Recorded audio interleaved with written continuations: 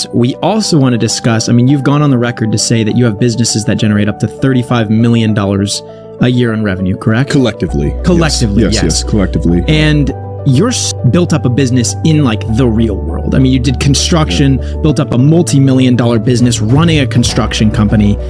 Can we talk maybe just briefly about how you got into that?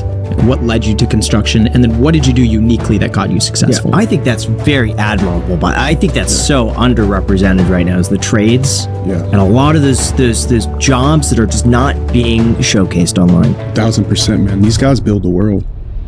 Like, the world does not go around without the men that build the country, and in every country. We couldn't even do this podcast right now if it weren't for tradesmen. And I'll tell you, I believe in 10 years, there's going to be YouTubers out there saying, you want to know what the new hack is? Become a plumber, where you can shake your ass on TikTok and make more money than the guy that paved the road for me to get here. And that's obviously not against the law, but I think it is kind of a injustice of equity in the world, for sure. And I've been pitching this thing called Buy the Man a Beer, where anytime I see a tradesman and he's trying to buy lunch, checking out at the end of the day, trying to buy his 12-pack on the way home, I try my best to talk him in and let me do it. And oftentimes he lets me. I think I'm going to have to tweak the program a little bit, because I think that it's kind of hard for the normal person. And I get like a post or two a day, but I think it's kind of hard. Like, I'm going to have to find another way to appreciate them, because it's kind of hard to talk a man that's been working. Like, they have pride, and they don't want to take a selfie with you because you bought them beer. What I'm trying to do is use my following to, at a minimum, hero the people that build this country. The plumbers, the carpenters, the concrete guys, the electricians, the sheetrocks, the painters, the roofers. A lot of these guys put their life on the line. It's dangerous work, it's hot work, it's cold. The conditions are never good. I don't think they get paid enough. Right in line with cops and teachers. Because I'm in construction, because I worked construction my whole life, I have a heart for them, man. I've been close to them. I've argued with them. I've cursed at them. They've cursed at me.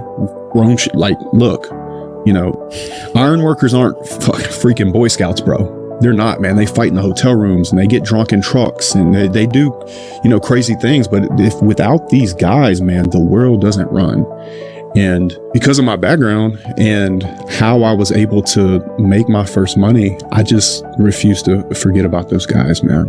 And so the whole campaign was about, if you see a guy in work boots, buying his lunch, you can tell he's working, trash guy, any of these jobs that make the world go, try your best to see if he'll, tell him, hey, listen, I'm a part of this campaign called Buy a Man a Beer. The guys that make the world go round, would you please let me buy you lunch? Or would you please let me cover that for you? It would mean a lot to me. And that's it, man.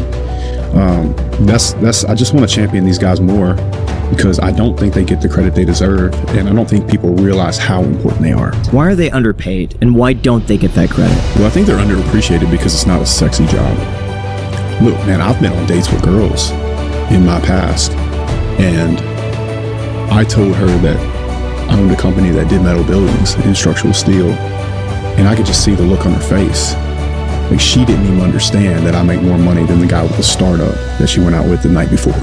You know what I'm saying? It's like nobody associates any kind of status or any kind of respectability to it